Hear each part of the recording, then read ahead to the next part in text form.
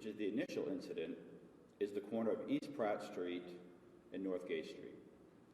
The location for the police-involved shooting is a parking garage entrance near the 600 block of East Lombard Street. On this date and time, Sergeant Andrew Seymour and Officer Robert Brown were on patrol near the 100 block of South Gay Street when they came upon a non-fatal shooting which had just taken place near the CVS located at East Pratt Street and South Gay Street.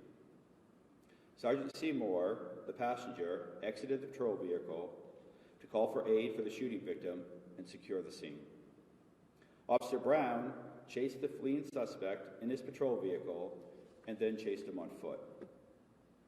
The suspect ran down East Pratt Street, turned left onto Market Street. As the suspect neared East Lombard Street, Officer Brown turned his patrol vehicle in front of him to stop him. The suspect ran into the side of the patrol vehicle and fell to the ground. Officer Brown exited his vehicle to apprehend the individual, who got up and then ran down East Lombard Street. The backup officers entered East Lombard Street from the opposite end. The suspect then turned into the parking garage onto the ramp near the 600 block of East Lombard Street. The backup officers were Officer Edgar Ayala Lopez, who was the driver, and Officer Robert Cucciaro, who was the passenger. The first video you will see is from Officer Matthew Wagner, who arrives at the non-fatal shooting scene, and he and Officer Thomas Gross render aid to the non-fatal shooting victim. The second video you will see is from Officer Robert Brown's body-worn camera. As he enters the parking garage, the suspect appears to go down towards the ground, then stands up and turns around. The suspect draws a weapon in his right hand and begins to raise it up. At this point, all three officers on the scene discharge their weapons. In the third video from Officer Ayala Lopez, you will see him drive to the parking garage, exit his vehicle, and engage with the suspect. And in the fourth video you will see is Officer Cucciaro's. You'll see him arrive at the scene with Officer Ayala Lopez, exit the vehicle, and also engage with the suspect. You will note there is a 30-second buffer at the beginning of each video. Once an officer activates his body-worn camera, the video from 30 seconds prior, which is captured, is now recorded. But the audio recording starts when the body-worn camera is activated by the officer. Therefore, there will always be a 30-second buffer with no audio. At the end of the videos, you're going to see a photo of the suspect's firearm, which is a 9mm polymer 80 semi-auto handgun. It contained a 17-round magazine, which is typically sold only to law enforcement and military. We will now show the video.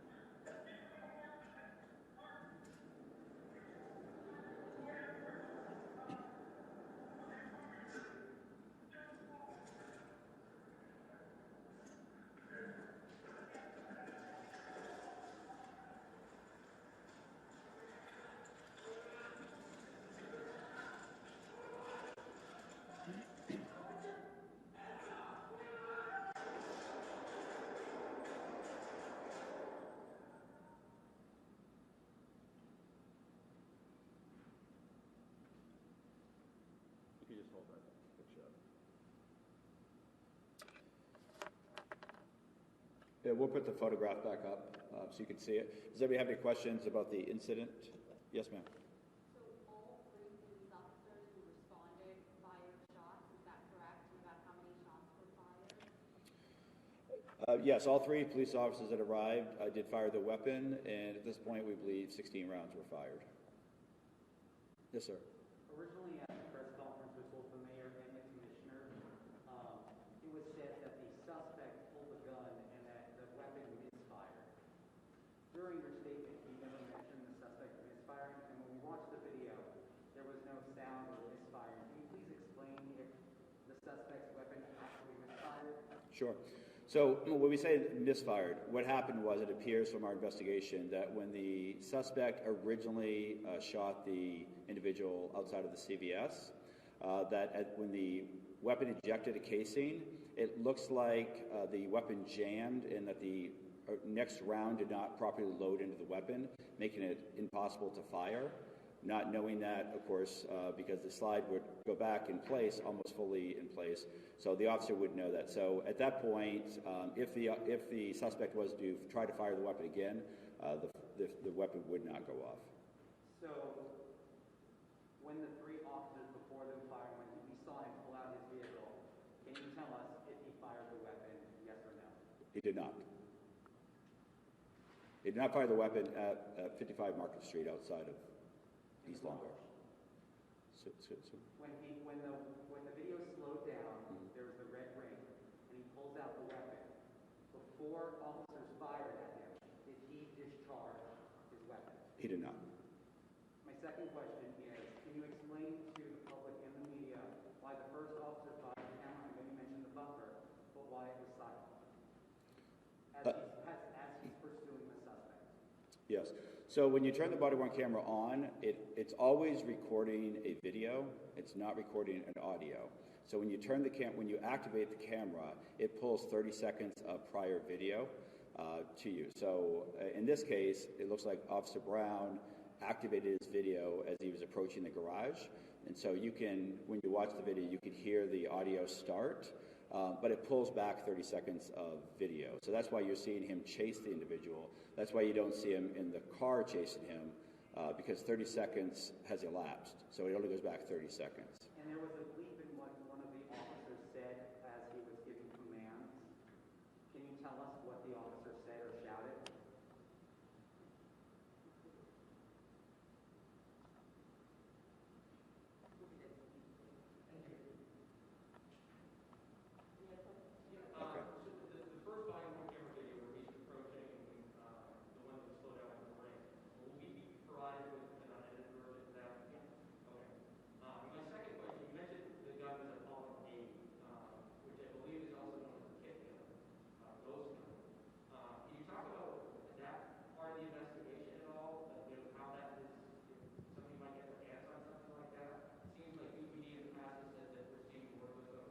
Yes, so that part of the investigation is still undergoing, how we obtained that weapon, where it came from. They are somewhat easily obtainable, unfortunately. It is a gun that is very much like a Glock, somewhat looks like a Glock, does take a Glock magazine in it. So we're reviewing to see where it actually came from, whether or not it was illegal. We have read through the system. We don't see it's tied to any other shootings, but we are still investigating that aspect. Yes, ma'am.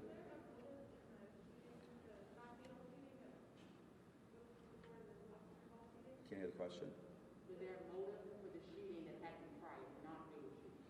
So the body-worn camera videos were not on at that point because they were on routine patrol, so there is no video of that actual shooting. I know, but as far as the investigation, do you guys know what led to that shooting? So what led to it? Yes. So what we found so far is it appears that the victim was inside CVS, was exiting CVS when he came in contact with Mr. Tyson, who's now deceased. Mr. Tyson and he got into a confrontation, a verbal confrontation, which led to a physical confrontation, which led to Mr. Tyson pulling a handgun and shooting the victim in front of the CVS. It does not appear they knew each other beforehand. That certainly is still under investigation. The victim is not from Baltimore, so that is certainly under investigation. In a situation like this one, when are police officers supposed to turn on their body-worn camera, and was protocol followed in this situation? When do they turn it on, you said? Yeah, when they get a call like this one, when are they required to turn on the body-worn Right. camera? So they didn't get a call for this. They came upon this non-fatal shooting. So when they activate it, you will see the two, Ayala Lopez and Mr. Cuchar's, theirs are on as they're going to the scene because they were dispatched to it, so they turned on the body-worn camera. Officer Brown was not dispatched to it, so he certainly sees an individual fleeing the scene. He chased after him. As he got on foot and chased him again, he did turn it on. But it doesn't automatically turn on. So you have to actually turn it on, and he was never dispatched to the call. So he didn't turn it on until actually got near the parking garage. Last question? Are the officers still on leave right now? Where does the investigation go from here?